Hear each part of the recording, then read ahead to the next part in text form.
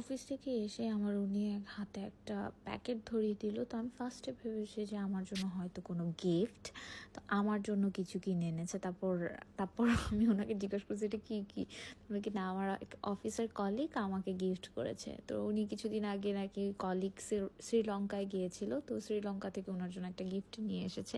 তো আমি ভাবছিলাম এটা কি আসলে একটা গিটারের মতো কোনো শোপিস। আমি সবার ফার্স্টে পরে দেখি কি এটা ম্যাপ। দেন আমি বুঝতেই পারতেছিলাম না আসলে এটা কি।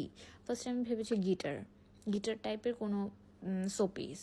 দেন আমি বুঝতেছি না, যখন এটার পিছিয়ে দেখলাম ম্যাপ, তখন আমি ভাবলাম কি না এটা কোনো ম্যাপ, কোনো দেশের ম্যাপ বা সামনেরটা কি, মানে আমি কিছুই বুঝতেছিলাম না। তো কি করব এটা কি, এটা না এটা কোনো গিটার না, এটা কোনো ম্যাপ না, এটার ভিতরে ছিল মশলার মতো একটা শোপিস। শ্রীলঙ্কার কিছু মানে পরিচিত মশলাগুলো দিয়েছে, যেগুলো আমাদের বাংলা